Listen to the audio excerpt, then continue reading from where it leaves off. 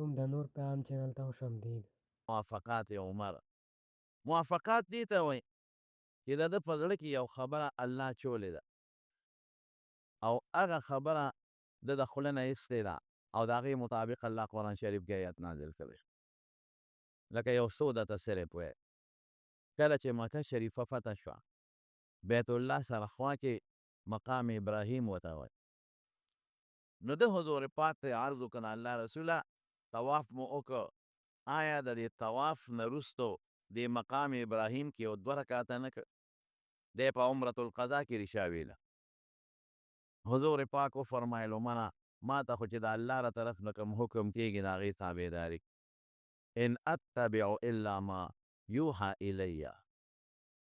چې ما ته څه حکم کېږي د هغې تابعداري کوم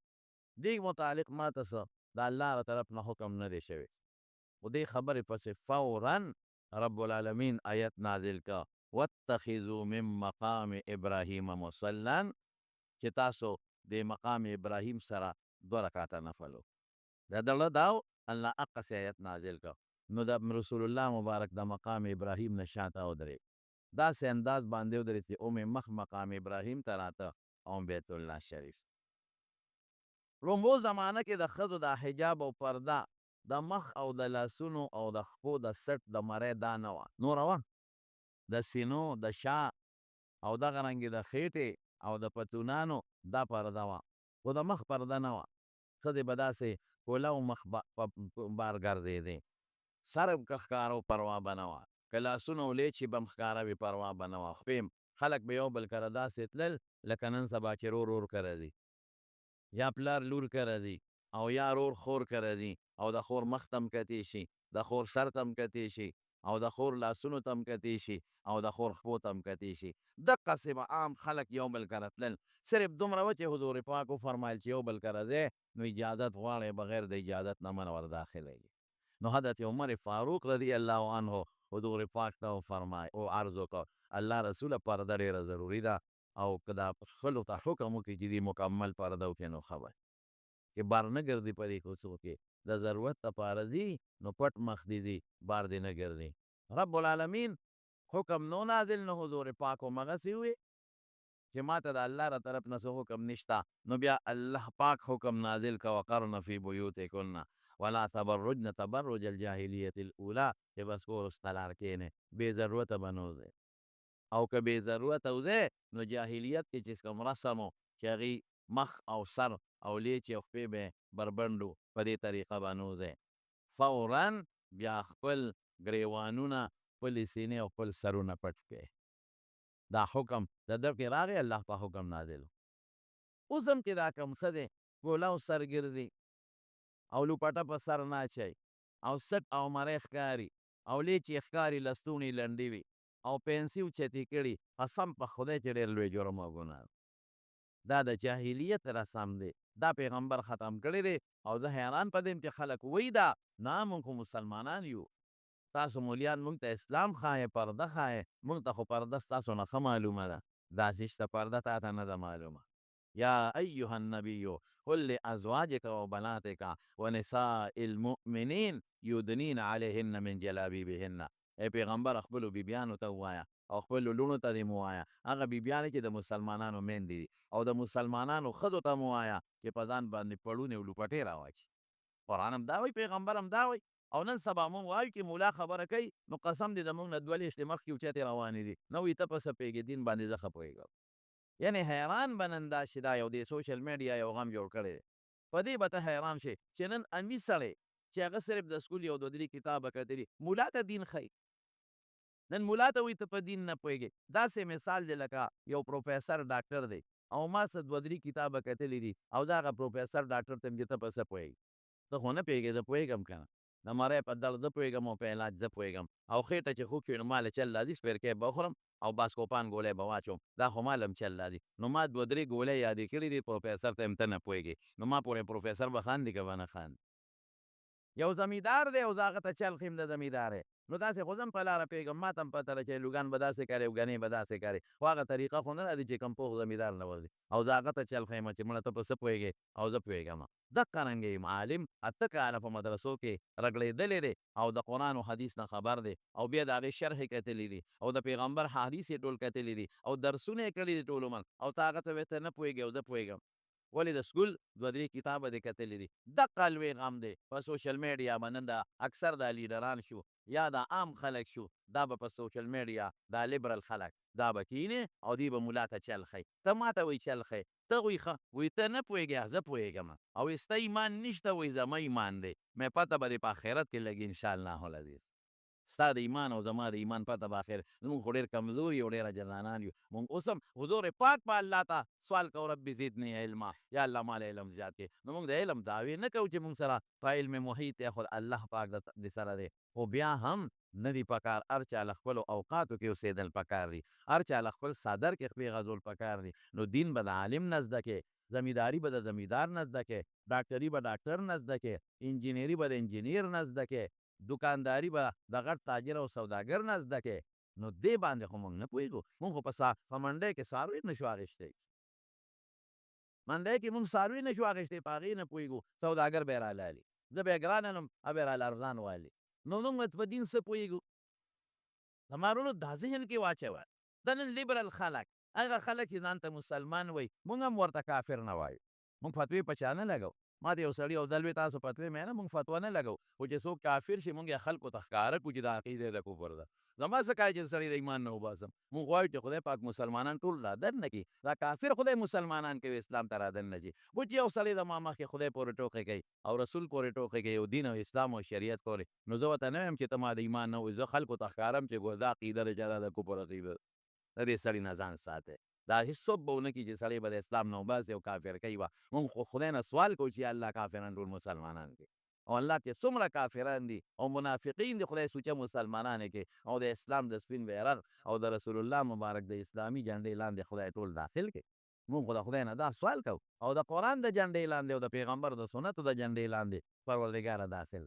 نو حضرت عمر فاروق دا ګوره آیت نازل شو د پاره دی د دړه کې راله خدای آیت نازل. عبدالله ابن ابی رئیس المنافقین، د منافقانو سردار او داسې منافق وګورئ. منافق څه ته وایي؟ زړه کې کفر وي، زړه کې د دین دشمني وي، په خولې اسلام. ډېر خلک وایي پلان کې خو مونځ کوي او کوو عبدالله ابن ابی هم مونځ کوو. ته ما پسې مونځ کوې هغه رسول الله مبارک پسې مونځ کوه. ته ما پسې مونځ کوې ته ځان له کوې هغه چا پسې مونځ کوو؟ رسول الله مبارک پسې. یاره جي هغه خو اسلامي خبرې کولې، هغه جهاد هم کوو. عبدالله ابن ابی د جهاد له نه دی هغه جهاد هم کوي. جهاد کې باقاعده شریک دی او بیا یو مسله داسې راله چې موقع ومونته نو د خپل ګند یې د خولې نه راووته. لئن رجعنا الى المدینة لیخرجن الاعز منها الاذل. جهاد له تللی رسول الله مبارک سره جهادونه کړي دي، تا جهاد هم نه دی کړی.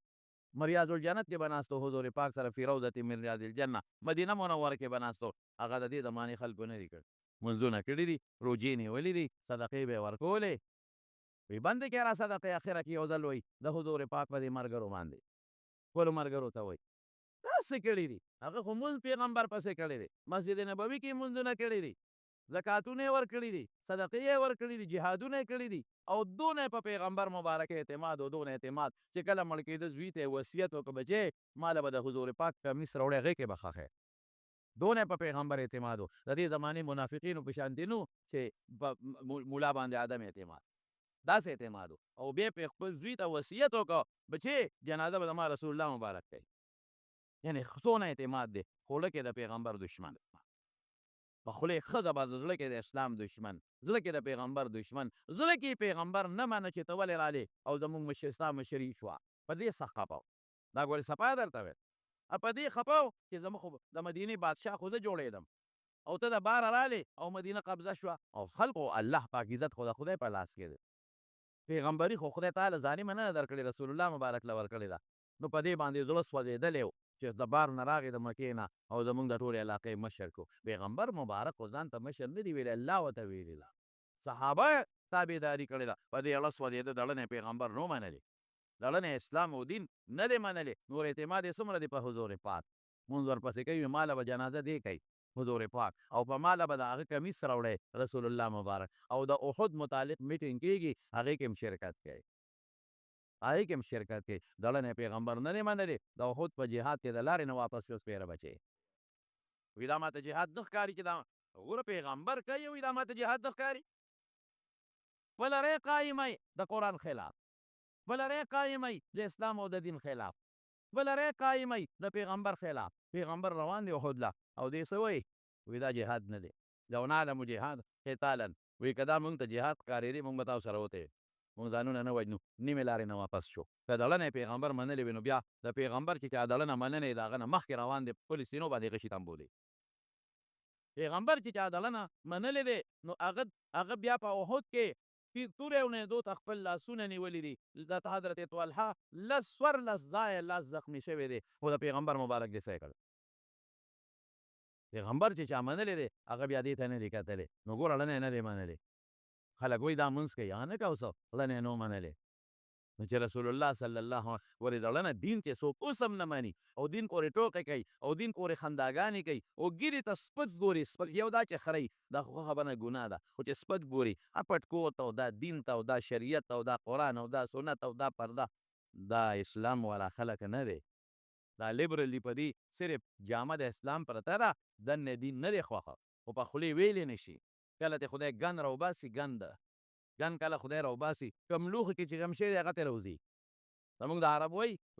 کلو اناء یترشح بما چې کوم لوښي کې کوم شی دی هغه ته ساسي د پیو نه به د لوښي نه به پی ساسي او د اوبو د لوښي نه به اوبه ساسي او د ګن د لوښي نه به ګن ساسي وګوره چې د خولې نه ښه خبرې راوځي که ګن راوځي ښه راوځي نو لکه ایمان پروت دی او که خولې نه ګن راوځي اسلام پورې خندا شریعت پورې خندا نومې ملا پورې خندا او ملا پسې سپک وایه معلومیږي دا چې د ده په زړه کې دننه ګن پروت دی د خولې په ذریعه ته یې هغه راوړه دا به هېڅ چارې به نه کوی د مارونو ښه دین شریعت زبانه به ډېرې غلطۍ کېږي معلوم واله هم نوم هم اخیستو ته ضرورت نشته څه به دې دی چې ما سره په ټیلیفون رابطه وکړه ماله کور ته راشه زما اصلاح وکړه زه به ستا شکریه ادا کړم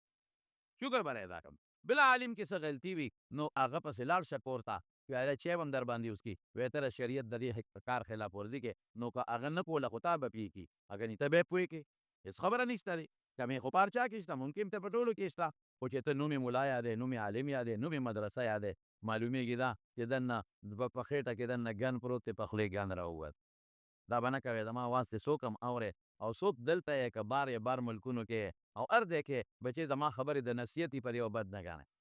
زما خبرې ټولې د نصیحت وي ټولو ته دا خبره کوم چې نوم عالم او نوم ملا او نوم شریعت او مدرسه او پټکي او د نیک اعمال چې څومره څوک کوي د هغې سپکه به نه وایې الله خفه کېږي الله به نه خفه کوي الله به خوشحاله او که چا کې غلطي وي ما کې به ټولو نه زیات وي په یو ټلیفون راته وایه یا به تا پوه کړم چې دا ته نه پوه شوي دا غلطي نه ده او یا به توبه وباسم معافي به وغواړم خیر وکړه هېڅ دي مونږ خو د شریعت ځان تابع دعوت و خدای دې مونږ ټول د پیغمبر مبارک سنتو تابعدار جوړ کړي نو چې کله مړ کېږي عبدالله ابن ابی نو دا وصیت یې وکړ نو رسول الله مبارک زر خپل کمیس راواخیسته او زوی سوچه مسلمان و د زوی هم عبدالله نوم و نو هغه زوی دی هغه کمیس وله ورکوي ها دا وله پلار نه وایه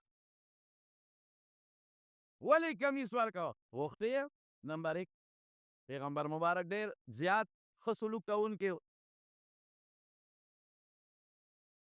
الحمدلله غوښتې دویم څه په بدر کې چې کوم قیدیان نیولي په هغه قیدیانو کې یو حضور پاک تر حضرت عباس رضی الله تړنه مسلمان و خو څه مجبورۍ د وجې نه جنګ له راغلی و په بدر کې ونیولی شو د هغه کمیس نو د هغه لږ د قد نه اوچت و د بل چا کمیس پرې نه برابرېده نو دې عبدالله ابن ابی د هغه قد برابر و نو هغه وله کمیس ورکړی نو حضور پاک د عمر څه وایي ګوره وی د الله رسوله وی دې سپېرله ته کمیس ورکې ته له کمیس ورکې وی دا وله خپل بدل خلاصوم تره له د کمیس ورکړی نو زه به هم دا کمیس ورکړم بدل به خلاص شي چې په ما د چې احسان باقي پاتې نه ګورئ وایي که ایمان پکې نه نو زما کمیس دله هېڅ فایده نه ورکوي که ایمان پکې وي نو الله به پرې رحم وکړي ایمان پکې نه زما کمیس ورو فایده نه ورکوي چې لال جنازې ته ورمخکې شو او جنازه یې کله کوله او د قبر نه یې راویسته حضور پاک مبارک لاړ یې پرې خپلې څوک کړلې د هغې د بچو د خاطره او چې جنازه یې ورباندې کوله او صفونه تیار شو او صف ته حضور پاک مخکې شو، نو فورا حضرت عمر راغی او د رسول الله مبارک سینې ته مخامخ ودرېده. وی اتصلي على هذا الرجل القائل یوم کذا کذا و کذا، ته په دې سړي جنازه کې، ته په دې سړي جنازه کې فلانکي ورځ یې دا نه ویلي، فلانکي ورځ یې دا نه ویلي تا پسې او ستا په دین پسې، ته په دې جنازه کې. یاره قسم په خدای ډېر بهادر انسان، داسې بهادر مو په دنیا کې چېرته نه دي لیدلی لکه حضرت عمر فاروق رضی الله عنه چې و. هسې تاسو ته یوه خبره کوم، که د چا پلار مړي که نه، تاسو ته زه پښتو خبره وکړم، او ډېر بدعمله وي او ډېر خراب سړی وي، نو د هغه د جنازې په ورځ د هغه د بچو مخکې دا ویلی شي چې دا خراب سړی و؟ تاسو هم تپوس کوم، جواب راکړئ را نه شی ویلی.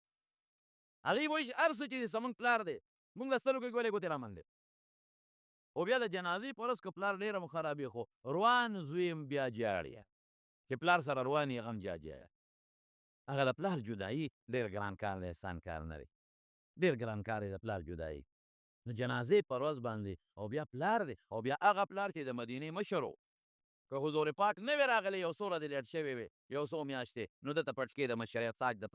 بادشاهۍ تړلی کېده. داسې پلار و، لوی قوم ورپسې په زرګونو قوم ورپسې ولاړ، داسې ورکوټې سړی نه دی. او جنازې ورځ ده، بچي دړمن دي، او بیا هم حضرت عمر راغی او په جنازه کې د حضور پاک سینې ته مخامخ ودرېده او څه وایي په دې منافق جنازه کې الله دونه زړور، هغې مخکې د هغه د قوم مخکې، او دا فلانکي ورځ یې دا ویلي، فلانکي ورځ یې دا ویلي، او حتی د رسول الله مبارک په پاکې مطهره مقدسه لور حضرت بیبي مطهره مقدسه طیبه بیبي حضرت عایشې صدیقې ته غلط نسبت کړی، چې الله پې خفه شو او قرآن کې الله آیتونه نازل کړل چې عایشې پسې دې خبرې کړي دي، ظالمه ظلم دې کړی دی. والذي تولى کبرهم له عذاب علیم، علیم دې که عظیم، دله به سزا میلاوي. او الطیبات للطیبین او اولئک مبرؤون مما یقولون. الله قرآن کې و چې ګورې عایشه ډېره پاکه ده، قرآن کې و چا دا ظلم کړی دی سزا به ورته میلاویږي. دونه پې الله خفه شو او د هغې باندې هم ظلم کړی الزام لګولو او زیاتې یې کړی، او دقه عمر فاروق ودرېده، وایي د الله رسوله څنګه به د جنازه کې، دونه زړور انسان، د بچو قوم په مخ کې جنازه کې دا خبره کول، او رسول الله مبارک اخی عنی یا عمر وروسته شه زمان، او دې بیا نه ټینګېږي، نو ولې جنازه کې په دې منافق لفظ استعمالوي مړي ته، او دا خبرې کړي دي رسول الله مبارک. او بیا ورته څه وایي، وایي ته خدای نه یې منې کړی بیا جنازه کې. د دې نه مخکې الله یو آیت نازل کړی، ان تستغفر لهم او لا تستغفر لهم ان تستغفر لهم 70 مرة فلن يغفر الله لهم. که ته دله بخښنه غواړې که نه غواړې، که اویا ظلم وله بخښنه غواړې، نو زه یې نه بخښم، خو د جنازې نه یې نه منې کړی، الله د جنازې نه نه منې کړی. نو عمر ورته ته خدای نه یې منې کړی، وی نه، وی تا ته چې الله ویلي دي په قرآن کې که بخښنه غواړې که نه، او یا ظلم غواړې نو نه بخښم. نو ما ته خو الله دا نه وي چې جنازه مه کوه. وی عمره په قلار کښېنه، که د اویاو نه زیات باندې بخښلي کېږي، زه به دله د اویاو کرتو نه زیات هم د خدای په دربار کې بخښم. حضور پاک خو بل شان شخصیت، رسول الله مبارک غوندې شخصیت، زړه همدل. وی وروسته شه مانه جنازه یې وکړه او پټې ورته په غوږ کې وي عمره مه مې منې کوه، اني اريد ان يسلم الف من قومه. دا جنازه کومه چې د دې قوم نه خدای پاک دا نفاق لري کې ولې مسلمانان کړي، د دې زړه به خوشحاله شي. خو چې جنازه وکړه نو فورا د عمر د رأی مطابق قرآن نازل شو، فورا ولا تصلي على احد منهم ابدا ولا تقم على قبره. بس نن نفس د منافق جنازه بند، او قبر ته به هم نه ودرېږي چې دوام ولا غواړي، دې ته موافقات عمر وایي. وړله سره رالل الله هغسې حکم نازل، خو د الله پکې څه حکمت و که دا جنازه هم که مخکې دا حکم راغلی و جنازه به نه وه شوې، جنازه یې پرې وکړه وروسته واړه راغې، د جنازې برکت ده چې د هغه زرګاو قوم و خدای پاک ټول سوچه مسلمانان کړل. افشي کې د الله حکمت، دې ته موافقات عمر وایي. داسې نور هم ډېر شته، لږ نه، نور هم ډېر شته، خو دا مې یو څو درته ذکر کړل. نو دا یو لویه مرتبه ده د حضرت عمر فاروق رضی الله تعالی عنه، لویه مرتبه. خیر د ټول واقعات درته نه وایم، بالاختصار صرف راوي د دې حدیث دی او زما غرض په دې حدیث کې دی، د دې حدیث شرح ته کوم د نیت او د اخلاص سره تعلق دی، خو صرف د دې راوي مونږ طالبانو ته ذکر کوو، نو تاسو ته مې هم د هغې ذکر و یو ځل حضور پاک مبارک سره دواړه دي حضرت ابوبکر او عمر وی هما وزیرای فی الدنیا والجنه دا زما وزیران دي په دنیا کې هم او په جنت کې به هم وزیران. یا الله څومره لویه خبره ده، دنیا کې هم وزیران او په جنت کې هم وزیران. او سخص اشدهم فی امر الله عمر، د بدر قیدیان چې کله ونیولي شو او یا کسانو نبی علیہ السلام صحابو سره مشوره کول. مشوره ډېر بهتر شی دی، دا مشوره به حضور پاک کوله و الله ورته ویلي چې شاورهم فی الامر، مشوره کوه خو فاذا عزمت فتوکل علی الله، چې فیصله دې وکړه بیا په الله بروسه. مشوره به یې کوله چې ملګري خوشحاله شي، حالانکه پیغمبر مشورې ته ساجد دی، هغه ته خو وحی را روانه ده، مشوره کې خیر ډېر مشورې ډېرې فایدې دي، خو هغه طالبانو ته موږ وایو تاسو دې دلته نشم ویل. بهر کې مشوره یې څوک نو حضرت ابوبکر صدیق رضی الله عنه وی زما خدای ده چې دې فدیه والو جرمانه او پرې بیري، ځکه ټول زموږ رشته داران دي، بچی مو دي او ورونه مو دي او د چا پکې پلاران دي، نو خدای به مسلمانان او موږ به د پیسې والو په جهاد کې به د دې خلاف موږ هغه استعمال. چا به صاحب اسې به پرېږدو نه الوتې. حضرت عمر خاموش شو، حضور پاک تپوس وکړو عمره ته څه وی؟ الله رسوله که زه څه خبره وکړم زما خبره هسې نه منلې کېږي، څه ضرورت؟ وی نه یو رای خو ته ښکاره کړه که نه، فیصله خو به زه کوم. وی زما رای خو دا ده چې دا ټول مړه کوو، دا کافران دې موږ په جنګ کې نیولي دي او څنګه به مړه کوو؟ وی چې د چا پکې رشته دار دی هغه به خپل رشته دار وجني. وی زما پکې ماما نیولی شوی دی، زه به خپل ماما لالوم وجدم به. او وی د ابوبکر پکې زوی دی هغه به زوی وجنو. او وی دا حضرت علی پکې رور دی عقیل هغه هغه خپل رور وجي. او وی د الله رسول ستا پکې تره دی عباس او یو دی پکې زوم دی ابوالعاص ته به خپل وجلی. موږ الله ته ښایو چې الله ستا د دین دپاره موږ د رشته دار نه او د زوی نه او د ماما نه او د تره نه ورتېرېږي. الله اکبر. قل ان کان آباؤکم و ابناؤکم و عشیرتکم، څنګه دی واموال اخترفتموها او وتجارة تخشون كسودها أحب إليكم من الله ورسوله وجهاد في سبيله فتربصوا حتى يأتي الله بأمره. الله د پاره بیا زویم نشتا، بیا خزم نشتا، ازواجکم او بیا اسم نشتا. دا عمل صحابو کړی دی. وی داسې چل به ورسره کوو. حضور پاک موږ چې عمر په فیصله ډېره سخته ده،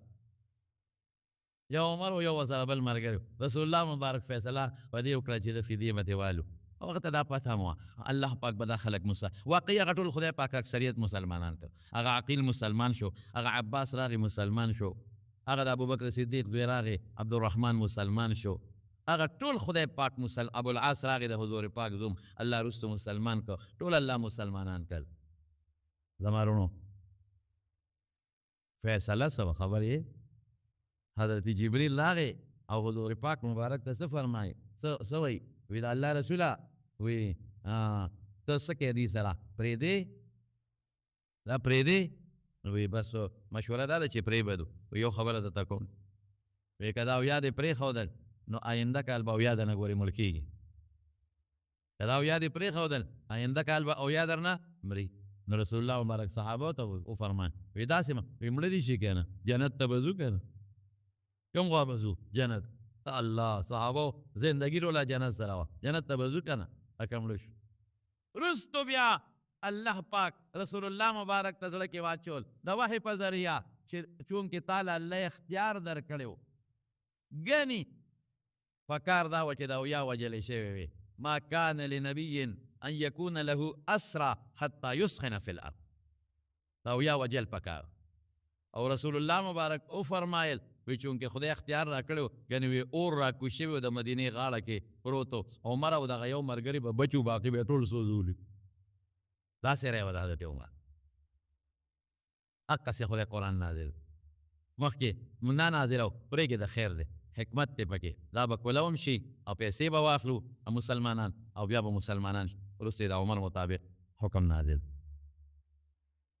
حضرت عمر فاروق غوندې شخصیت ډېر سخت انسان ډېر،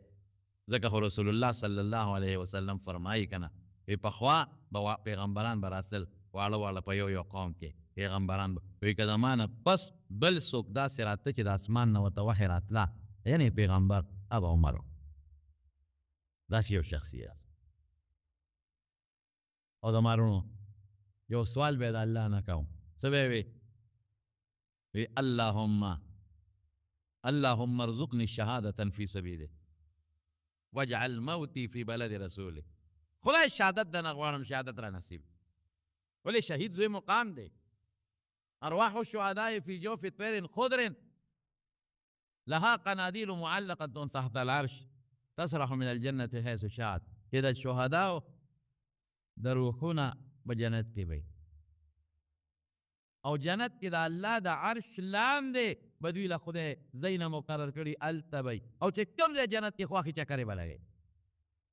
شهید خو وینه لازمه کې ته نه ده رسېدلې چې د خدای په نس قبوله. زما رونو نو دا سوال یې کو چې یا الله ما له ستا په لار کې شهادت راکړه او خدایه خدا دې شهادت غواړم چې د پیغمبر خار کې مې مرګ راشي. الله شهادت غواړم خو د پیغمبر مرګ د حضور پاک اورو به خوښو د هغه نزدېکت یې خوښ. نو چا ورته وی شهادت غواړئ او دلته یې غواړئ په مدینه کې شهادت خواږه د محاذ کې کافران جنګېږي. وی که الله وغواړي نو دلته هم شهادت راکولی شي. همقسې وشوه د سهار مانځه ته ورمخکې شوي وو. ګورې دې کې ډېرې اوږدې خبرې ما مختصر کړو.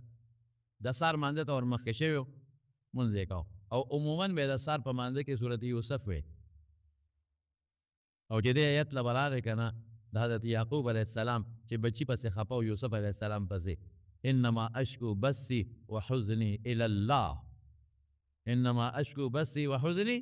الى الله چې د خپل غم خپل تکلیف خپل ټینشن خپله پریشاني الله تا ته پیش کوم. نو ما بچي یوسف غوندې خشته ما غېږې نه بار دی الله څه وکړه وابیضت عیناه وهو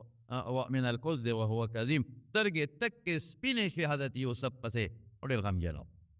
نو چې دې له به راورسېد نو داسې به یې سلګی والي داسې سلګی چې صحابه وایي د عمر سلګی او د جړا چغې به مونږ پر وسطنو صفونو کې اورېدی. نو د مغیره ابن شعبه رضی الله عنه غلامو ابو لؤلؤه نو هغه سره چاړه وه دوه مخې د چاړه او په زهرو کې اوبو یې وله زهر ورکړی وې چې په مانځو درېده نو هغه د شاته نه په هغه چاړه ووه ښه مضبوط یې په چاړه ووه. صحابه پرې ورمنډه کړه چې دا سړي ونیسو. څوارلسې نور ووال او بیا یو صحابي و هغه سره یو کوټ و هغه پې کوټ ته پاسه ور واچو نو په هغه کوټ کې مخ سر او چاړه بند شو د هغه ظالم او ځان یې بیا لاله خو صحابیو بیا ټینګ کړی و. زر دغې وخت کې حضرت عمر فاروق رضی الله عنه عبدالرحمن ابن عوف شاته ولاړ و هغې مخکې که او د سهار مونځ یې پرې پوره وروستو صفونو کې چې کم خلک و هغې وې نور پې نه شو کو داسې چغې او شور هم واورېده او په دې پوه شو چې اواز بدل شو. مخکې اواز د عمر و اوس د بل چا اواز دی چې خدای څه به شوي. عبدالرحمن ابن عوف رضی الله عنه مونځ مختصر و او چې مونځ یې خلاص کړه د نبي نه بیا دی کور ته یې یوړ. چې کور ته یې یوړ لومبې تپوس یې وکړو چا وواله وی د مغیره ابن شعبه غلام وی هغه مجوسي وی هغه مجوسي نو څه وایي وی الحمدلله چې د ما مرګ خدای د مسلمان په لاس ونه کړ چې د ما د لاس د مسلمان دوزخ ته لاړ نه شي. الله څونه خبره ده زما مرګ د مسلمان په لاس وی من اهل القبله نو بیا به زما په مرګ کې مسلمان دوزخ کې پروت و گرفتار به. افسوس چې د مسلمان د لاسه ونه والی شم او مجوسي وواله. لومبی ده بیا دویم تپوس ته وکړو وی مونځ شو که نه مونځ دونه هم شي وی او امیر المؤمنین مونځ شو وی وینې ته روانې په دې مخه کې ته روانې نو نبیز ورته وایي د کجورو یا د اوسکو شربت هغې وله راوړو نو په خولې ور واچو نو هتې په دې خېټه راووت. په صحابه پوه شو چې اوس مري پاتې کېږي نه نو زوی ته وایي وی بچې اوبه راوړی اوبه یې وله راوړ. هغې دا خیال و چې کنې اوبه څکي چې اوبه یې راوړی نو وی ما پاسه به اودس کومه وی امیر المؤمنین دې وخت کې ته اودس کې تیمم باندې ستا مونځ کېږي په تیمم نه مونځ کېږي. وی بچی ما ته دین مه ښایه د حضور پاک روزې مبارکې ته ګوته ونیوله ما دین د دغه ښکلي محبوب نه زده کړی دین ما ته مه ښایې. نو اودس یې وکړه وی وخت باقي دی که نه مونځ قضا دی وی نه وخت باقي دی خو ما له ډډه راکړې کښېنم او بابا په ملاس ته په اشاره وکړه مونږ دونه هم دی وایي ما ته عقل مه ښایه دین مه ښایه ما د خپل محبوب نه زده کړی دی نو تکیه والا ورکړه وینې ترې بېږي خو دا دې وخت کې چې کوم سړي نه وینې بېږي معذور او وخت له اودس وکړي نو بیا پرې مونځ کولی شي مونځ یې بچي ته وایي عبدالله ابن عمر ته ای بچی دړه یو ارمان مې دی نو ډېر ښه شته ارمان بچی دړه مې دا ارمان دی چې زه د خپلو دواړو ملګرو سره ښخ شمه حضور پاک مبارک او حضرت ابوبکر صدیق سره دا مې دړه ارمان دی دې وخت کې د ما بل هېڅ نشته په زړه دغه مې د زړه ارمان دی چې د دواړو ملګرو سره ښخ شم او هغې دواړه د عایشې بیبي کوټه کې دي پته نه لګي د هغې به زړې او که نه نو بچی ورشه او تپوس ترې وکړه خو ورته به دا نه وی چې امیرالمؤمنین رالېږلی یو دې وخت کې زه مسلمانانو امیر نه یم زه کار نه شم کولی وخت یک ساعت رانه سوځي امیر نه یم امیرالمؤمنین به نه وی یا عمر د خطاب زوی رالېږلی الله اکبر نو حضرت عایشې صدیقې له زوی نه نو ورته وایي چې ام المؤمنین د مسلمانانو مور زه پلار رالېږلی یم او د هغه دا خواهش دی چې هغه د دواړو ملګرو منځ کې ښخ شي او دفن شي دې وجې مې شهادت غواړي او د مدینې مرګ غواړي الله ورکوله دعا قبوله شوې وه الله اکبر ستا څنګه خوښه ده یاره وایي دا ځای خو ما ځان له خوښ کړی ما یو خوا به مې پلاري حضرت ابوبکر رضی الله عنه بل خوا مې خاوند دی حضور پاک مبارک خو زه یاره چې د عمر خوښه ده نو بس عمر دې پکې ښخ شي الله عایشه څنګه ښځه ده او زه په یو عامه ښځه یم نو ما د نورو بیبیانو سره نورو ملګرو سره د مدینې قبرستان کې به د ښخه شم زه دا ځای به عمر له ورکړ نو چې ځای والا راغی وی بچې څه دي در سره څه خبر دې ماله راوړه زړه کې دې څه دي وی التي تحب یا ابي بابا چې ستا کومه خوښه ده هغه خبره مې دله راوړه عایشې صدیقې قرباني ورکړه او وی چې بدې دې پکې دفن شي وی ښه بچې دې وخت کې خو زه جمدیم کېدي چې ما نه حیا کوي خو که زه مړ شومه نو د هغې نه پس زما جنازه یوسئ نو بیا ترې تپوس وکړې نو که زړې و ما ښخ کړې یا که زړه مې نو نو د مسلمانانو مقبرې ته مې یوسئ نو چې سات یې ووتله بچي ورته وایي وی سړی مو نیولی دی خلک ورته وایي مړ یې کړو که نه وی نه وی ولې نو وی زه مړ نه یم نو په هغه زما قصاص کوم دی زه خو لا جمدی یم قصاص نشته او که زه مړ شم نو بیا اختیار زما نه دی زما د وارثانو دی کې معافي کوي او که قصاص کوي الله بل سړی وي چې قطرې قطرې یې کوي ټوکړې ټوکړې یې کوي نه زه لا مړ نه یم څنګه یې وجنې قصاص به شته نه او وروسته د وارثانو اختیار نو دوباره چې کله وفات شو یوې عایشې له بیا آواز ورکړ چې راوړې دفن یې نو د حضور پاک مبارک او د حضرت ابوبکر صدیق او د حضرت د دې دواړو سره دفن شو سید او دا ولې دفن شو یو ځل حضور پاک مبارک جمعه ته راغی ښي طرف ته حضرت ابوبکر دی ګس طرف ته حضرت عمر فاروق دی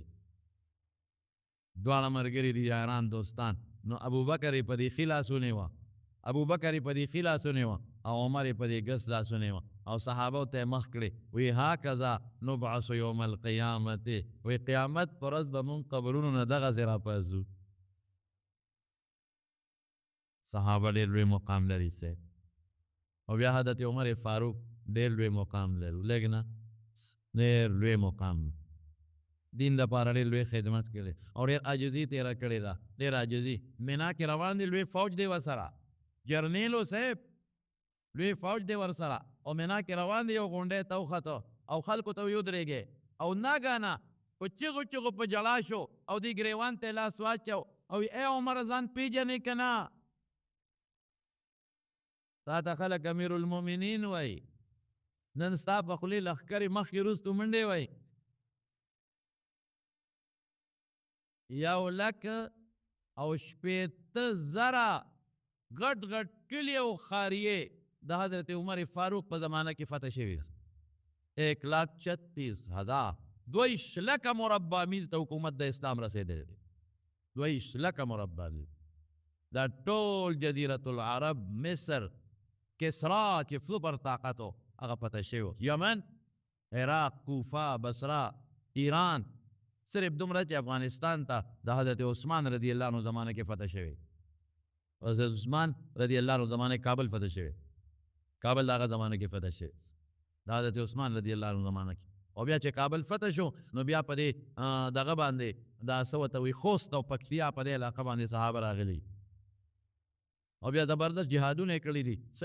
د رسمیل خان طرف ته تللي صحابه او څه بیا د دې ببتل او د دې پالچینارو په دې طرف او په دې کوهاټ راغلي په پېښور ته او پېښور فتح شوی دی او بیا د حضرت معاویه صاحب زمانه کې پوره مکمل پېښور فتح شوی دی دلته جهاد شوی دی او پېښور سره خوا کې دا چې تاسو صحاب بابا ورته وایې نو دا صحابه دي سنان ابن سلمه ابن محبق رضی الله عنه او ورسره ګڼ فی نور ملګري دي دا غون شهیدان شوي دا ځان له واقع ده چې ته بل وخت به درته ووایي نو حضرت عثمان څه وایي حضرت عمر څه وایي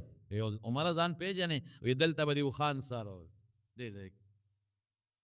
او یې خلکو به اوښان شپې له ماړه بوتلل او عمره تا به اوږې بوتلل نو پلار به درته وي پیغور به یې درکو چې عمره د اوښانو د څرولو په چل نه پوهېږې نو ته به نور څه وکړې عمره تا هغه کس و چې د اوښانو په څرولو نه پوهېدی او سپلی به دې نوې سپلی به دې دا څرمنې به دې پښو ته اچولې وې او جامې به دې نوې ټوکړې او شلېدلې څادرونه به دې ځان نه تو کړې نن عمره تا ته خلک امیر المؤمنین عمره دا ستا برکت نه دی دا د رسول الله مبارک برکت دا د دین برکت دین سړي له ترقي ورکوي عزت ورکوي او بې دینه سړی که ډېر لوی سړی مې او ډېر لوی بادشاه مې نو ذلیل او خوار به دین چې وي نو عزت پرې ملاویږي د خدای په نسبت بر عزتي مړه د دنیا بس عزتي د فرشتو په نسبت بر عزتي او د کائناتو سره به د عزت او قدر به دې وي او د خدای فرشتې به راته دعاګانې کوي او دا کائنات او میږي به راته قسم په الله حدیث کې راځي دعاګانې کوي او په دریاب کې کبان به راته دعاګانې کوي چې دین درکې وي او د دین مشر عالم دا زه نه ویم دا حضور پاک مبارک فرمایي هذا کوئی مولیان دا او کنزل او خوا دی خوا وی کوي کنزل دی مولیانو ته رسول الله فرمایي چې په قم په سړو کې میږیان دواګانې کوي ته کوه کنزل پیغمبر فرمایي قسم په خدای رسول الله فرمایي قسم مې راته وخوړ چې په دریاب کې کبان ورته دعاګانې کوي مړه عزت خو د خدای په لاس کې دی ته وایه که نه څه پېښ ته کنزل هم کوه تار څه کوه خپله خپله سپکې لاړې تو که اسمان ته پتا به راغورځېږي ملا ته نه رارسېږي زما رونو دین ښه شی دی خدای دې مونږ ټول د سنتو تابع وګرځوي دین کې چې دننه شوې که نه بس عزت د خدای لاس کې دی دا مې د حضرت عمر فاروق راوي متعلق نبی علیہ السلام مبارکم یو ځای کې فرمایلی دی خیر القرون قرنی ثم الذین یلونهم ثم الذین یلونهم چې په ټولو کې بهتره پیړۍ دا زما والا ده قرن پیړۍ هغې زمانې ته وایي چې کومه زمانه کې خلک او وروستو زمانه چې کوم قیامت ته نږدې ده نو هغې ته شر القرون وایي هغه پیړۍ یعنی هغه زمانه چې په هغې کې داسې خلک دي چې هغه خراب خلک دی د مادیاتو او د پیسې د دولت او د انسان د خواهشاتو دومره زور روان دی چې قسم دی زه خو ویرېدم چې دا خلک د دې پیسې د وجې د ایمان نه خلاص نشي ګډې وډې خلک وایي او بالخصوص چې لږ غوندې پیسه دولت چا سره وشي او یا داسې غلطو ملګرو سره کینی اسم د بعضې مجلسونو کې د بعضې ملګرو نه مې واورېدل چې د خولې نه د کفر خبرې وځي داسې خبرې د خولې نه وځي چې هغه د مسلمانۍ خبرې نه بیا هغه د کفر خبرې نو لږ به زما وروڼو احتیاط کوو نبی کریم صلی الله علیه وسلم فرمایي وی بعضې وخت کې یو سړی د خولې نه یو خبره وباسي لا یلقي لها بالا او دې خبرې له دیاړو څه توجه نه ورکوي دته دا خبره ډېره معمولي ښکاري مګر دا خو وړه خبره ده په دې څه دي ډېره موټینه ورته ښکاري نبی علیہ السلام فرمایي د خدای په نس دا خبره دونه خطرناکه دومره خطرناکه یو روایت کې 70 دی او بلکې 40 دی چې 40 کاله یا اویا کاله په دې یو خبره د خدای په جهنم کې غوټه ورکوي اوس هم ډېر خلکو د خولې نه دا ټکي وځي مړه دا ایمان څه کچلو مخ نه ده چې دا به وشلېږي ایمان بالکل نشلېږي کچلو به نه ده خو ته کچې ستا لاس کچر ستا نه خېږي که تار تا په لاس کې ټینګ ونیوه نو نه بوځي، او که دا تار مضبوط تار دی، ایمان پوخ تار دی، کلک تار دی، او تا په لاس کې کلک نه نیولې نو درنه ځي، ایمان نه شلېږي. ایمان کچلومه نه ده، هغه پوخ تار دی، مضبوط تار دی، خو ستا لاس کمزوری دی، دنه وتښتي. ته ورته مضبوط نه، ته ورته کلک نه. د دې وجې نه رب العالمین قرآن حکیم کې مسلمان ته وایي، کافر ته نه وایي، مسلمان ته وایي یا ایها الذین آمنوا، ای د ایمان خاوندانو، ای مومنانو، ګورې په دې ایمان کلک پاتې شئ. اتقوا الله حق تقاته، هر وخت په زړه کې د الله یره کښېنوئ. هغه یره چې د الله د شان سره مناسب یره ده. یو داسې یری لکه سړی د مار نه یریږي، د لړم نه یریږي، د دشمن نه یریږي. هغه بې رحمه ظلم کوي، دشمن ظلم کوي نو خلک یریږي ته، مار ظلم کوي نو خلک ته یریږي، لړم ظلم کوي نو خلک ته یریږي، دشمن ظالم دی نو خلک ته یریږي. نه داسې یره نه ده، د خدای د شان مطابق یره. خدای ظالم نه دی، خدای ظلم نه کوي. د خدای د شان مناسب یره څه ده چې الله ما ته ډېر نعمتونه راکړل، ما له ښکلی وجود راکړه، ما ته مسلماني راکړه، ما له د دنیا هر قسمه څیز چې زما ورته حاجت دی ما له راکړل. اوس که د خدای شکر ادا نه کړم نو بیا به رانه الله تپوس کوي، او تپوس یې ډېر لوی دی. دقه یره لکه زوی له پلار پیسې ورکړي، هم بچې لاړ شه پېښور ته، دا 1000 روپۍ والو لیست ورته ولیکي دا سودا راوړه. زوی چې سودا راوړي پلار ته تپوس کوي، بابا بچې څنګه دې راوړې ده؟ که ده څه زیاتې کړي پلار ورته غوسه کېږي، دا دې ولې ګرانه راوړه؟ د خو تورنګزو کې دې نه ارزانه کېده، ته چې پېښور ته لاړې ولې دې ګرانه راوړه؟ نو د په زړه کې هغه د پلار هغه هیبت پروت وي. دا نه چې پلار مې ظالم دی، نه ظالم نه دی، خو ما له پیسې راکړې، زه یې راولېږلم، ما له د ډوډۍ پیسې هم راکړې چې هلته هوټل کې به ډوډۍ هم وخورې، ما له کرایه هم راکړې ده، او بیا به هم زه خیال ساتم چې سودا داسې یوسم چې هغه د تورنګزو نه ښه م وي، د عمرزو د بازار نه ښه م وي، او هغه په قیمت هم ښي. نو پلار به خوشحاله وي. دقه یره به په کې ساتې چې الله هر څه ماله راکړل چې زما ورته ضرورت و. اوس به ما نه د قیامت پر الله تپوس کوي چې څه دې وکړل. نو چې زه داسې سودا الله له د قیامت ورځې له یوسم چې هغه اعلی سودی الله پې خوشحاله وي،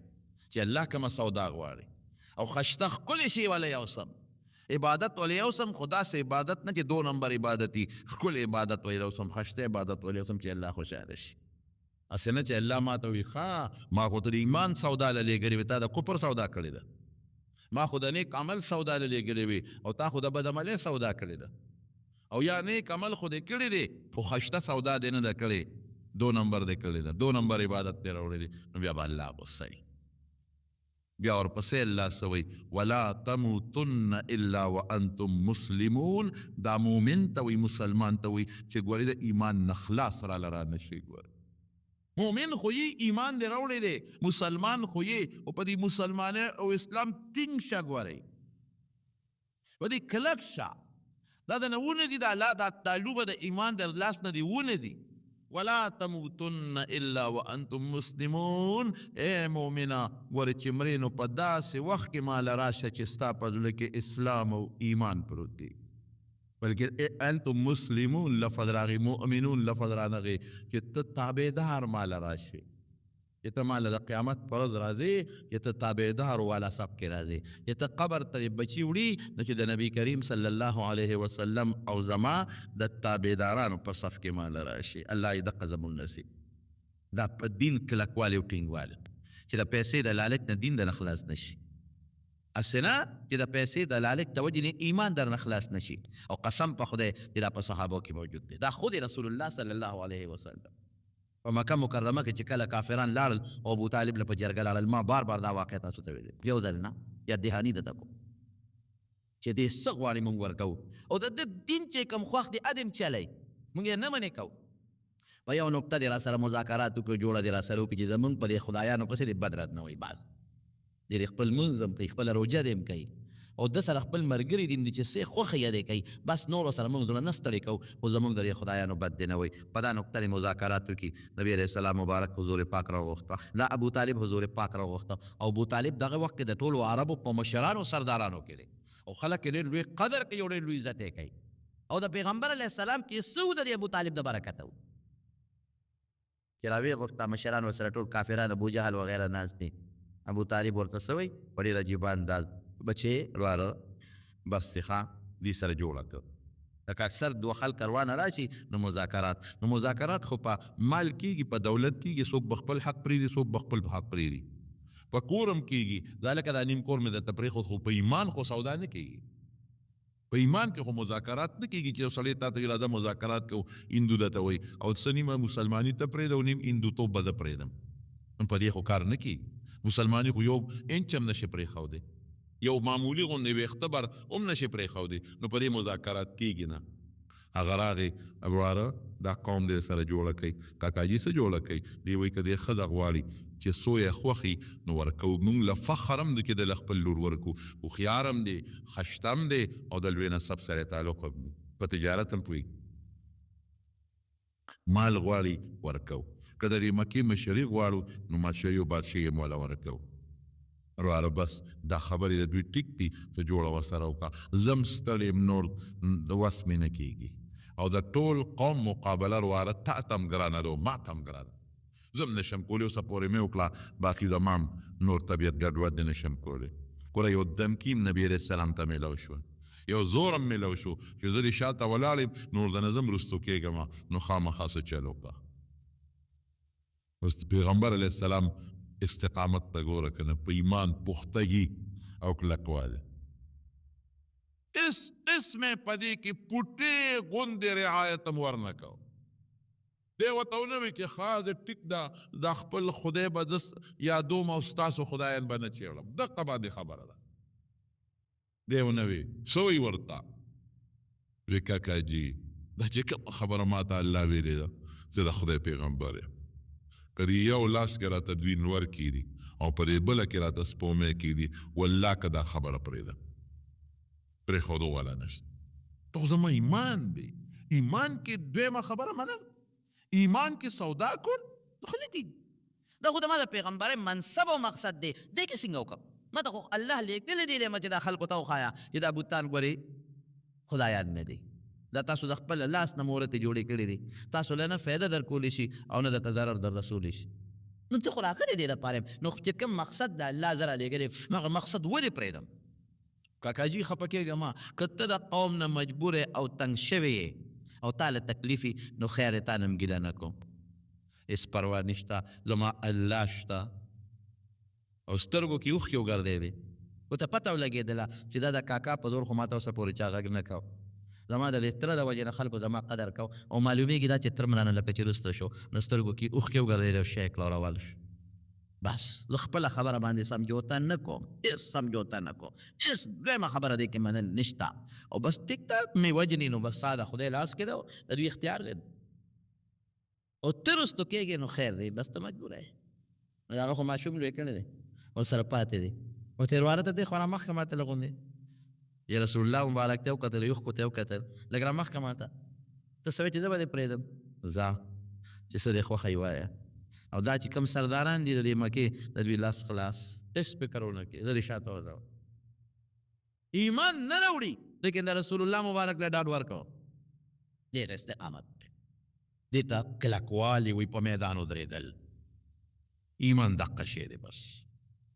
د چا نه پروا به نه ساتي په ایمان کې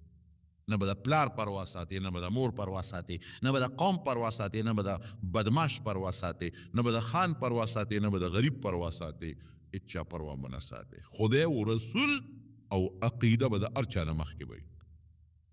پیسو د وجې به عقیده نه پرېږدي تا له پیسه راغله تا له موټر راغی تا له بنګله راغله تا له دولت راغی او تا خپل عقیدې ته خیر باد وي نه نه دې باندې به ټینګ ودرېږي کلک به ودرېږي دا زمونږ دا یوازې له حضور پاک نه حضرت ابراهیم علیه السلام ته وګوره اور ته نه غورځ اسانه خبره ده داسې اور چې په میلونو اور دی داسې اور کې د تاو د لاسې بره مارغه پر نشي والی، داسې اور چې دی له د غورځولو چل نه ورته چې په کومه طریقه یې ورته ور وغورځو، په طریقه نه پوهېږي، لکه چې دی غورځو خو مونږ هم ورته نږدې کړي. او حضرت ابراهیم علیه السلام هغه هر څه قبول کړل،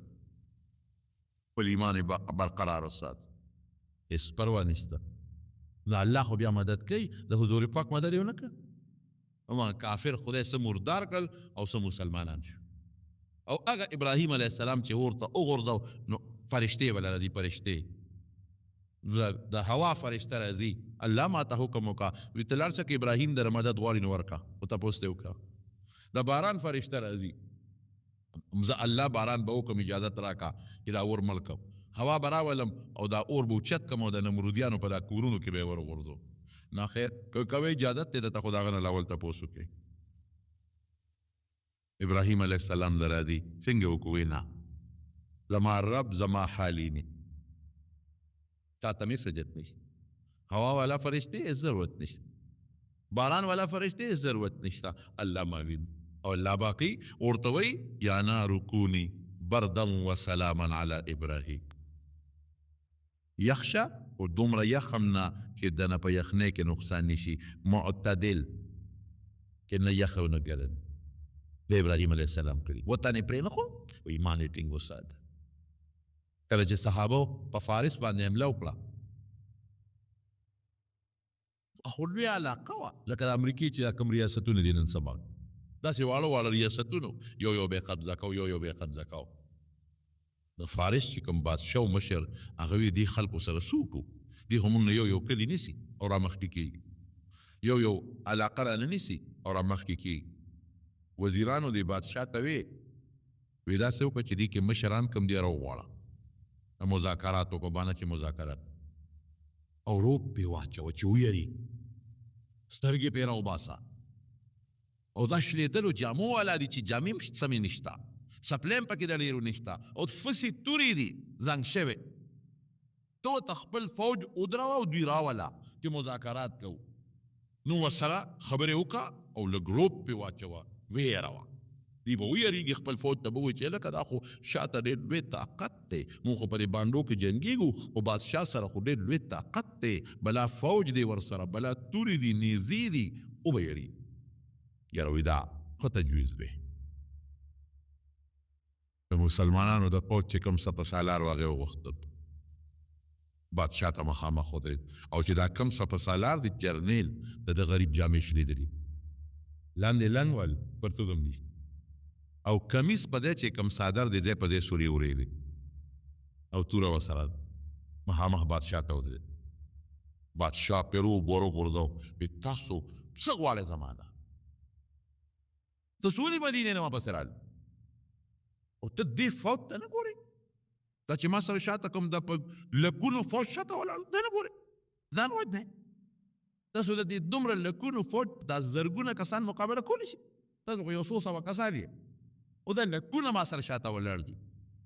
د دې مقابله کولی شي؟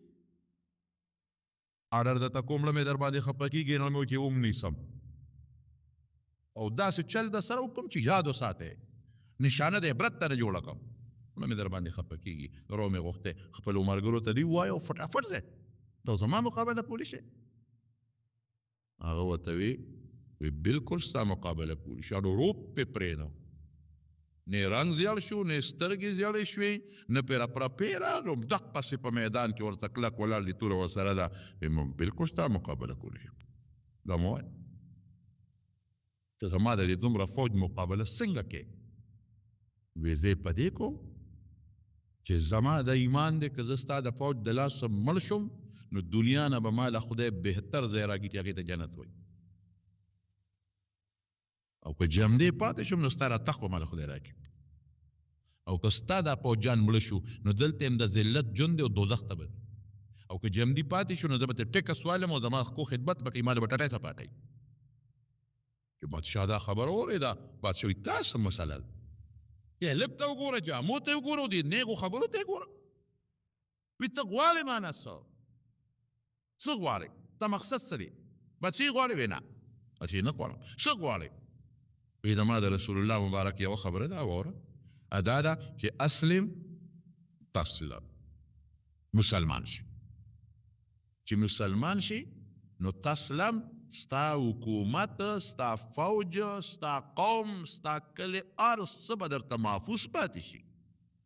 مسلمان شي خو بچي به ته پاتې شي. او دینه ضمناً څه معلومه شوه که مسلمان نه شوي والله چې مریض دی نه به ته محفوظ پاتې شي، نه به د فوج محفوظ پاتې شي، نه به د ښځې محفوظ پاتې شي، نه به د بچي محفوظ پاتې شي. دومره نیغه خبره دا ورته نه وایي چې ورېږه یاره زه به قوم سره مشوره وکړم. ولې دې وخت کې خو د بادشاه ټول تاو دی او 4-5 کسان دي مشره. نو بعضې وخت کې سړی ځان خلاصوي چې د فوج د به لاړ شم خپل قوم له قوم سره به مشوره وکړم. نافه میدان ورته لګیا دی. نو بادشاه ورته وایي ښه لکه ته به ما برباد کې، ما نه اسلام غواړې؟ وی او وی په دې زنګ شوي تورې ته دې وګوره. هغه ورته وي تورې ته مه ګوره، تورې پسې چې کوم لاس دی هغې ته وګوره. توره پرېږده، السيف بالصاعد للصاعد بالسيف. تورې ته مه ګوره، توره چې زنګ ده، دا چې زنګ شوي او ما غوندې مټ ورسره یي که نه، ته تماشه کوه چې څونه خلک پرې پرې کوم. او که دا تیري او ستا د دې فوجانو جینکو غوندې لاسونه ورپسې ټت هم نشي کولی. لاس ته ګو غوال غوال. افغانه وایي که نه تورې ډېرې دي خو زه د خالد غواړم لاس غواړم. وی د شلېدلو جامو واله، وی جامې شلېدلې پرېږده، ایمان ته او زړه ته مې وګوره، زړه مې روغ دی. ده خو راوستې دی له چې په ده به روب واچوم او دوی به ویري او دا مسلمانان به واپس لاړ شي. منځ کې چې هغه ورته کومې خبرې وکړي نو باچا پرپي شو چې خدای دا کوم مخلوق دی، دې خو اړومروب کېږي نه. هماقدسې هغه استقامت او کلکوالي سره رب العالمین هغه څو زرو مسلمانانو له فتح ورکړه او لکونه فوج د فارس په شکست شو او علاقه خدای پاک د مسلمانانو په قبضه کې راوست. ونه یېرېدل، رپړپې پرې رانغلل. غزوې موته کې 3 لکه فوج دی د کافرانو،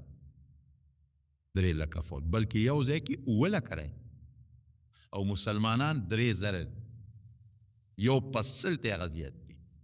وطن هم د هغوی دی، د مسلمان نه دی. نبی کریم صلی الله علیه وسلم چې کوم لښکر لېږلی و هغې له هدایات ورکړي او هدایات یې څنګه ورکړي وله وی سپه سالار د جنگ با زیدی که شهید شو جعفر بی، که جعفر شهید شو عبدالله ابن رواحه بی او هغه نه پس چام جنډه په لاس کې واغېشته د هغه وی چې دوی لاړل دا 3 زره کسان دي د دشمن فوج 3 لکه دی، 3 زره او 3 لکه علاقه هم د هغه ده. او دا خواران ستړي دي، بلا د میاشتو مزل یې کړی دی، خپې یې چودې دي، خپې شلېدلې دي، خپې یې چودې دي. اوس به څه کوو چې مشوره یې کوله نو چې هغه ورته وایي داسې کوو چې ځو واپس مدینې ته واپس ځو. دا خو مونږ لږ یو، چېرته 3 زره او چېرته 3 لکه، دا خو مونږ جنګ نه شو کولی. چې کوم پکې مشر دی هغه وایي داسې کار دی چې زمونږ مقصد څه دی دی جنګ نه علاقه ونیسو، نه زمونږ مقصد دا دی چې بس که مړه شو شهادت به راشي جنت ته به او کوم وګټله نو د خدای کلمه به اوچته شي، دین به اوچت شي، غالب به شي. بې ټیک ده جنګ شروع شو.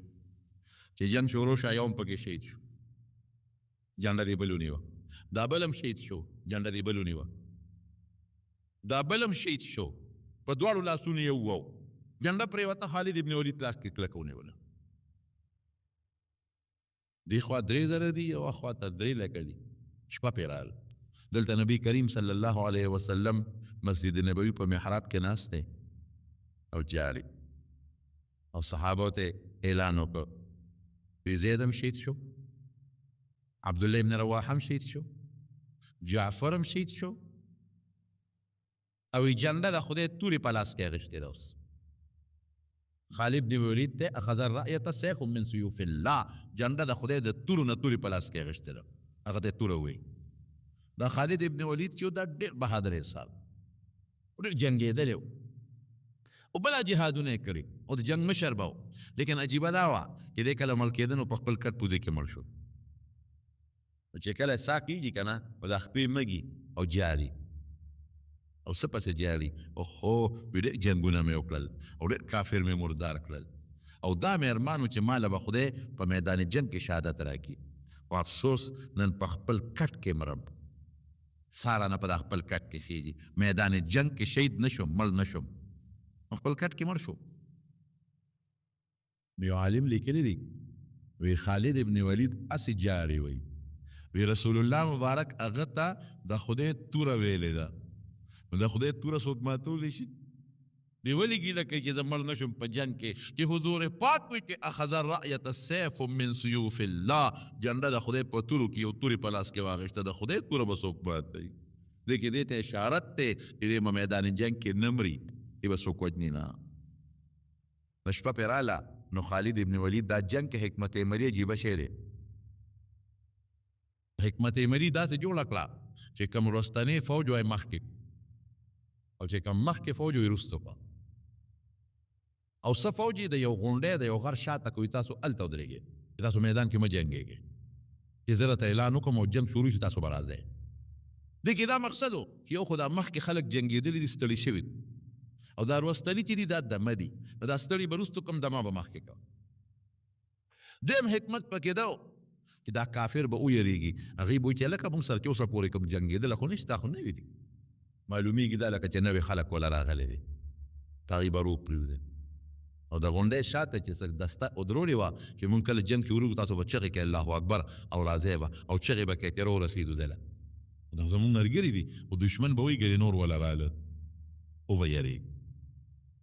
راشه خبره د دشمن روب دی چې په دشمن دی روب واچو دی مروب شو دی به تنګېدی نشي تقریبا چې سار سنګ جنګ شروع شو د دشمن فوجو چې هغې وکتل ملګرو ته یې لکه دې لکه چې تازه دم نور فوج راغلي ځکه دا مخونه چې دا مونږ ته اوس ښکاري دا خو دا درې څلورو دی نو دا لکه چې نه وي دا خو دروستني مخکې کړي او دې کې هغه د غونډۍ والا فوجو تورې اوچتې کړې او را روان دي چغې وي الله اکبر الله اکبر راورسېدو یې د ملګري ته روان دي چغې وي الله اکبر الله اکبر راورسېدو یې د ملګري ته راورسېدل دشمن وي هغه د نورم ولا رالل مونږ نه وي چې دوی د شپې کومک راغلی دی او دا د نورم رالل بس هغې سره یې خپې وښویدلې درېو لکو فوج ته شکست بلو شو مسلمان میدان وکټه استقامت دا مضبوط شوی په ځای ودرېدل او ټینګېدل په ایمان دا ډېر کلک شي دې ته وفا وایي یو سړی د یو غر کې ناست و د الله عبادت یې کوو نیک سړی و همیشه به د الله عبادت کوو او پخوانو امتونو کې دا جایزه مو چې یو سړی یو غر کې ناست و د الله عبادت کوي رحمانیت دی رب العالمین ورسره احسان وکړو الله ورسره مدد وکړو او د ډوډۍ بندوبست یې وله وکړو خیر روایاتو کې لږ اختلاف شته واقعاتو کې هلته وله خدای د اوبو یو چینه پیدا کړه د هغې نه اوبه څښلي او یو مرغۍ به وله یو ډوډۍ راوړه او ده ته مې غورځوله ده به هغه اوبه څښلې ډوډۍ به یې خوړه او د الله عبادت به یې کوو څوک وایي چې یو زنانه الله مقرر کړې وه ابه راته ډوډۍ به یې وله راوړه یو ورځ هغه مرغۍ یا هغه زنانه رادله بس دی چې مازدیګری شو ماښامې شو نو خېټې چینګار شروع کړل وای پاکه نن خو ما له ډوډۍ راو نه رسېده ته به څه کړي وګیم نو د غر د سر نه راکوش هغې ویل ډېره ښه ده په مسافرو د خلکو له خفه کېږي هغې ور یو څو ټوکړې ډوډۍ ورکړه چې ډوډۍ ورکړه دوی څنګه را روان کړو د هغه د کوڅې سپی هم د هغه مالک ورپسې شو چې ورپسې شو نو سپی چې قلاری نو بس نوړی ورته غورځوه نو ده ورته یو نوړی ور وغورځونه چې ده دا دې به په نوړی شو زه به د سپی وباسمه چې نوړی ور وغورځو سپي هغه وخوړه بیا ورپسې شو نو ده بله نوړی ور وغورځوله نو چې سپي هغه وخوړه نو بیا ترې په منډه بیا ورپسې شو نو د بله ور وغورځوله چې د سپي به په دې نوړی شي زه به د سپي وباسم هغه سپي به نوړی غواړه او د پسې به کېده اخره کې یو نوړی پاتې شو نو دا سړی ورته یاره ته ډېر بې حیا سپی ډېر بې حیا سپی ظالمه خو چې ستا مالک کومه ډوډۍ راکړې وه نو ادې رانه ټوله واخېسته نو یو نوړی پاتې شو نو بې حیا دې نوړی ته خو مې پرېږده که نه دا خو ما ستا د مالک نه غلا نه ده کړې په خپله یې راکړې ده او د بل چا نه مې هم نه ده راغېستې دا کوسي د والاره مې راواغېسته چې د چا دروازې ته ته پروت وې ډېر بې حیا ناسپې ورته وي زه بې حیا یم که ته بې حیا بې حیا خو ته وی زه د دې مالک سپی م او د کور مخکې ناست دی او ما شړي او بیا وله راځم نظم دی او 3 او 4 ورځې ډوډۍ رانه کي خو څوکۍ هم د ده کوم د بل چا نه کوم 3 او 4 ورځې راباندې نارې تېرې چې خو دا در نه پرېږدم دلته پروت یم او نن تا ته نوړی ډوډۍ میلو نه شوه نو راکوز شوې او د چا کور له راکوز شوې ډوډۍ خدای در نه کړه او د خدای د دشمن د هندو د کور نه یې ډوډۍ واخېسته نو اوس بې حیات دی او که بې حیات دی ځان تین که ځان کلک که مسلمانه ځان کلک که خدای ته پروت نو خدای نه اوس غواړه نو د خدای دشمن له رالې هغه نه دی ته بې حیا که زه بې حیا رښتیا خبره ده مونږ له خدای سره نه پلل رښتیا ووایه دا ښکلې سترګې وګوره دا خشته پوزه وګوره دا ښکلې غوږونه وګوره دا خشته اندامونه وګوره د انسانیت وګوره دا روغ صحت وګوره بچي ته دې وګوره مال ته دې وګوره ځوانۍ ته دې وګوره او بیا د ټولو نه وروستو دې ایمان ته دې وګوره څومره ښکلي ایمان خدای درکړه او څومره ښکلي پیغمبر او څومره ښکلي کتاب د قرآن په شکل کې خدای پاک موږ له راکړه نو موږ خوشحاله یې چې کله بچې پیدا شي که نه او شکر شکر شکر خدایه سجده مو لګوي بعضې خلک د شکر یې نه او په ژوند کې چې ته مونځ نه کړې نو جومات ته وخېږي او 2 رکعاته مو کړي په منډې وکړي زه خو بیا مونځ خو شکر او یا چې ته په لاره را روان یو چې ته یو په 100 روپیو مونځ دی نو ښکلي کړي راوچته یې کړي خوشحاله شي ورته ښه دی نو ښه دی 100 روپۍ مې هغه هم د غلا وي د غلا ځکه چې شي ومونې نو په کار دار چې اواز وکړي چې 100 روپۍ پرتې وي نو زر پې خپکېږي داسې یو خوا مو ګوري بل خوا مو ګوري نو چې څوک نه غلې غوندې راوچتې کړي نو چې هغه یو 100 روپۍ مې مونځ ته دي که دا چې بیا داسې کې 100 روپۍ مې مونځ ته دي که چې وي دا 3 چغې مې ووالې لکه دا چغه هغه استاد یې لم ونرېده هم د غلا روپۍ چې کور څه نه نوځي نو بیا مصلې ته وایي او شکر الحمد یعنې خدای پاک دقه وخت خدای یاد دی اوس او یا چې تکلیف ته باندې راشي د شپې را باندې تکلیف راشي نو بیا چا ته چغې وایي خدایا ای خدای ما جوړ کړي ای خدای ما جوړ کړي نو ښځه ورته ویله 2 رکعاته خو هله شابه لوټه راوړه 2 رکعاته به وکړم ډېر لوی دړ مې دی او ښځه نفلونه کوي 2 رکعاته مور هم ولې 2 رکعاته نفل کوي او پلار هم ولې 2 رکعاته نفل کوي زوی پلار له نه کوي ښه که په پلار دښته راشي که نه او دې زوی ته وایي چې بچې یو 2 رکعاته نفل وکړه بابا ستا نه پاسه ما تا له لاس پي چاپي کړم او که 2 رکعاته وکړم زوی نه کوي دې زمانه کې ښه نیکان بچیم شکر دی شته خو اکثریت د مور پلار احترام نه کوي او پلار کوي دغه وخت کې خدای یادوي او چې کله دې په خواهشاتو سر شو د بنګلو شو د موټرو شو د یو 2 نوکرانو شو او د یو ګوټې له غوندې داسې مالدار ګوټې غوندې شو زما قسم په خدای چې بیا ته خدای م یېري رسول هم ته یېري او قرآن هم ته یېري بیا ګډې وړې بیا ګډې وړې که څوک حج لري که نه دې څه وایي مړیه دا پیسې چې د غریب له ولې نه ورکوې دا ټوکې ته کایه که مري ته ځي نو دا ورته نه وایي چې دا غریب له ولې نه ورکوې که دوبۍ ته څوک ځي نو دا ورته نه وایي چې غریب له ولې نه ورکوې که څوک امریکې ته ځي نو دا چاته ونه وایي چې دا غریب له ولې نه ورکوې ولې ورته پته چې دې ګټې له روان دی ګټې له روان دی نو حج له چې دی نو هم ګټې له روان دی که نه اما دي ګټه ده هغه د خدای په نس ګټه ده دوبۍ ته دي چاته وایي چې ولې ځې دا پیسې غریب له ورکړه رښتیا وایي چا ویلي دي اوسه پورې نه کراچۍ ته ځي سیل له ځي سپاټ له ځي امریکې ته ځي مزدورۍ له ځي لندن ته ځي اسټرالیا ته ځي فرانس ته ځي اوسه پورې چا وایي چې ولې ځې دا پیسې بلا دا لکونه غریب له ولې نه ورکوې نه ولې ورته نه وایي ځکه چې ورته پته وي چې دا ځي او هلته پې پیسه ګټي نو چې دا حج عمرې له ځي نو دا پیسه ګټي دې پې خدای ګټي دې پې رسول ګټي دې پې خیرت ګټي هله چې عمرې رسول دي غریب له ولې نه ورکوې دا حاجت غریب له هلکه ته نه دې ته یې ورکړه که نه تا نه چا زده کړم که ته ورکوې غریب ځکه نه زه خو عمرې له ځم زه حج له ځم زه پیسې هلته لګوم او ته نه ځې نو چې ما ته چل ښې نو ته جیب نه راوباسه ته خو مالدار یې دا 3-4 لکه روپۍ چې زه هلته لګوم ته دلته ولګوم په غریب نو ما ته به پته ولګي چې دې کې خو ډېر لوی خوند دی نو زه به مې ولګوم پرون چې د زوی واده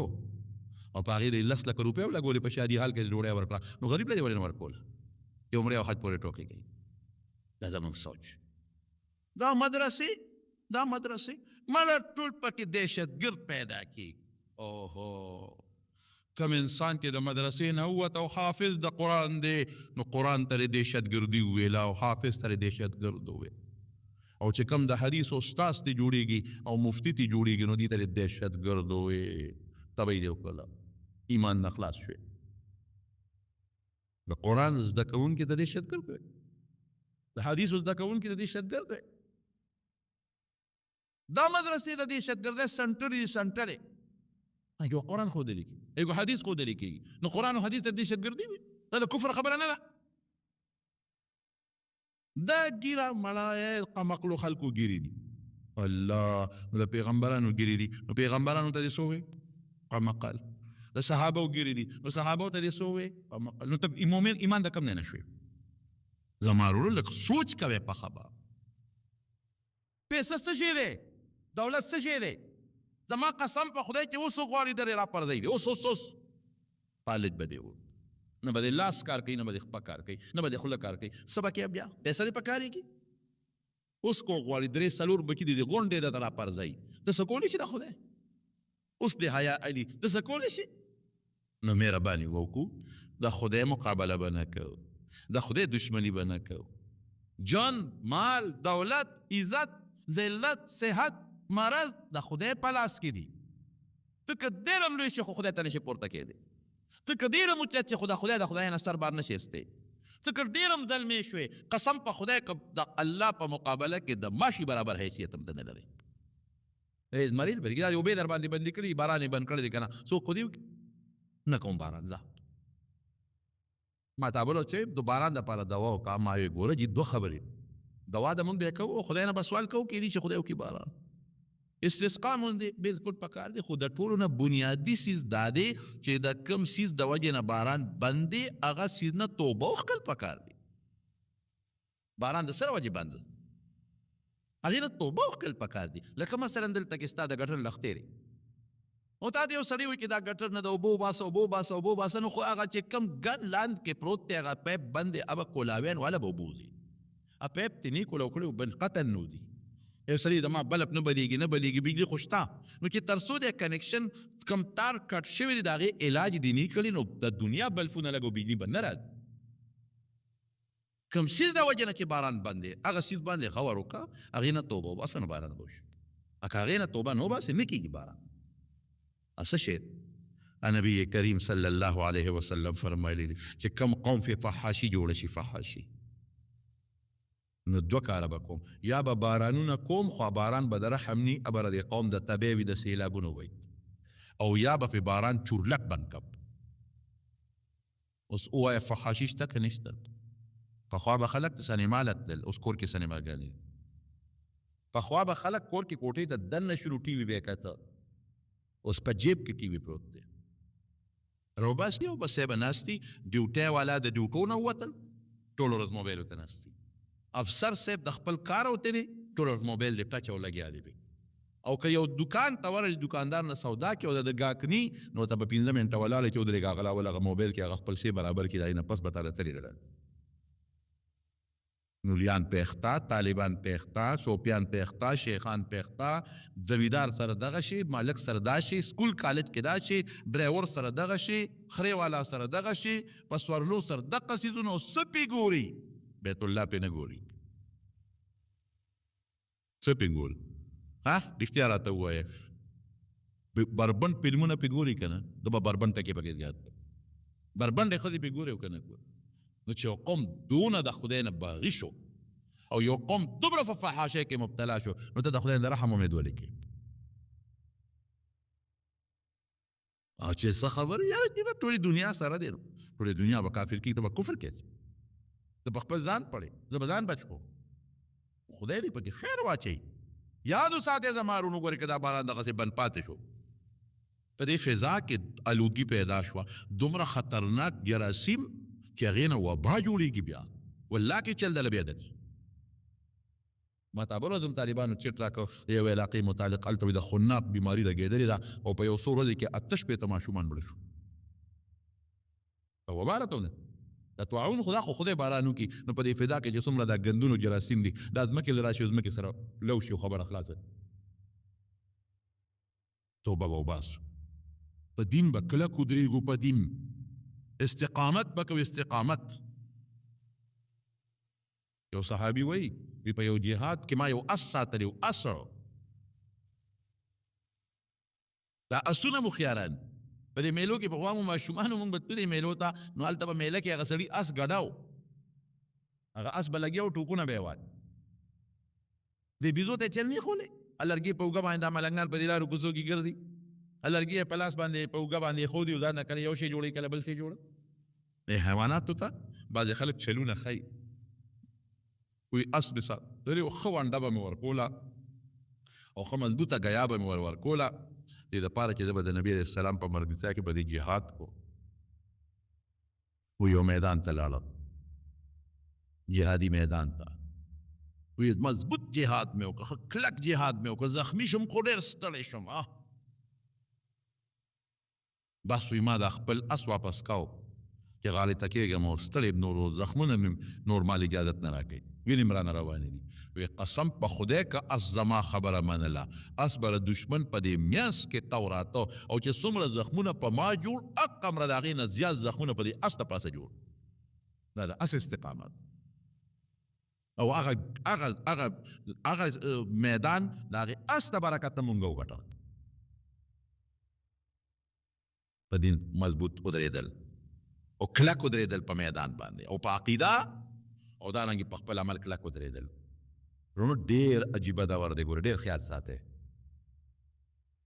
غلط مجلس نه ځان ساتئ غلط مجلس بعضې غلط مجلس یو ګنده خلک پکې ناست دي هغې لګیئ هغوی دا د بېدینۍ خبرې کوي او ته ورسره ناست یې هغه هم خاندي او ته هم خاندې ما ته بله یو سړي خبره کوله یو چا حکایت یې کو وی هغه لګیا و وی چې یاره وره بس منځونه اودسونه نور مه کوې ښه ضرورت یې نشته هلکه ولې وی پلار مې مړ و نو ما په خوب کې ولیده وی ما ته وی چې جنت په دروازه ناست یم زما پکې ځای نشته نو تاسو سره راځئ جنت ډک دی الله اکبر ما وی انا لله و انا الیه راجعون د خدای جنت ډکېدل د قرآن دشمني خدای وی یو ادنا مسلمان له به دونه جنت ورکوم ادنا مسلمان لا عرضها كعرض السماوات والارض چې د هغې به د اسمان نه د ځمکې عمره چې څومره فاصله ده دومره به یې پلنوالي اوږدوالي به یې څونه همدا ما معنا وکړه سماوات اردو کابله معنا دي بیا ترې ډېر جوړېږي ادنا مسلمان د خدای خدایي خلاصېږي د خدای جنت خلاصېږي خدای سره د مسلمان جزا او بدل خلاصېږي او خلکو ته یې مونځ اودس مه کوه دا اوس د کفر خبره دا د مسلمانۍ خبره ده داسې خبرې د خولې نه خلک وباس ګډې وډې د خولې نه وباس نه پوهېږي د خدای قانون پورې ټوکې کول د خدای نظام پورې ټوکې کول د الله د قرآن پورې ټوکې کول د الله پیغمبر پورې د هغه تعلیماتو پورې ټوکې کول هغې پورې خنداګانې کول او بالخصوص دا په دې ودونو مدونو کې چې دا خلک راغوړ شي که نه یو کس راولي هغه ورته ټوکو ټقالو خبرې کې دي ورته خاند الله خو بیا ګډې وډې وباسي یا ایها الذین آمنوا اتقوا الله حق تقاته ولا تموتن الا وانتم مسلمون ولې تر مرګه پورې په ایمان کلک اوسېږئ ډېر خلک یې ګیره پرېږدي بل ورځې خرې دي استقامت نشته ډېر خلک یې مونځ به شروع کړي بل ورځې مکمل چورلټې پرېږدي استقامت نشته ډېر خلک یې او هغوی به مدرسه کې داخله هم والي یو کال سبق وي بل ورځې پرېږدي استقامت نشته ډېر خلک یې وظایف هم والي استقامت نشته بل ورځې پرېږدي نه شم ویل نه دا به نه کې ځمکه چې وکړې نو ته هغه د فصل د رسېدو پورې ورسره خواری کوې که نه کوې چې ته هم خو ته یاده ونه کړ چې ته خو مې ولوسته او به بیا خیر وخلاص نه هغې د دې ګورم نو ته کوې په نور کې هم ځي په شپې هم ځي او بخورله ګورمالان هم وله بوځي مانجې هم کوي څښابوټې هم ترې وباسي دارو درمل هم پیچي او چې ښې ورېبي او فصل کور ته راوړي او بوس او ټانټې سنبال کړي نو هله دمه کېږي په دنیا کې نه ستړی کېږي او په دین کې ستړی کېږي منځونه هم څه د منځونو په شکل نه دي په ځان خلاصولو خپل کاروبار له منډه وه او اکثر ډېر خلک ولې د مارونو داسې هم کوي چې ټول منځونه ماسوتن په یو ځای کوي هلکه مونځ جامې هم پلیتې د ښځې څه کې جامې دي پلیتې دا خو د شرم خبره ده جامې خو د ښځو پلیتېږي د سړو خو نه پلیتېږي یاره جي بس زه ماښام به وکړم قضا به وکړم تا ته پته شته چې یو مونځ د قضا که څومره ګناه ده چې مونځ دې وکړه خو د خپل وخت نه وروسته دې وکړو قضا دې وکړو نو حدیث کې راځي یو اوږد حدیث دی خو زه به درته مختصر مفهوم وایم نو رب العالمین به دله 80 کاله یو غوټه په دقې درکړي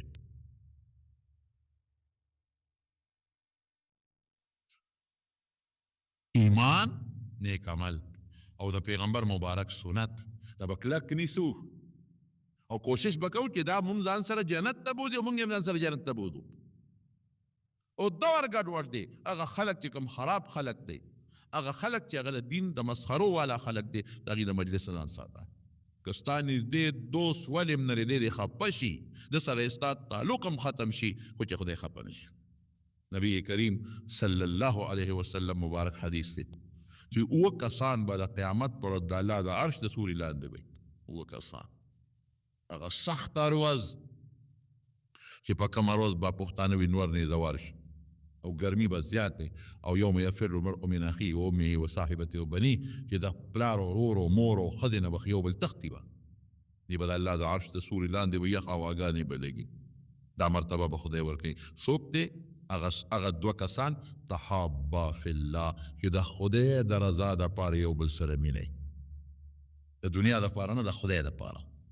من احب لله وابغض لله فقد استقبل ایمانه امام بخاري دا با ترجمه الباب کې راوړی چې چا د الله دپاره یو بل سره مینه وکړه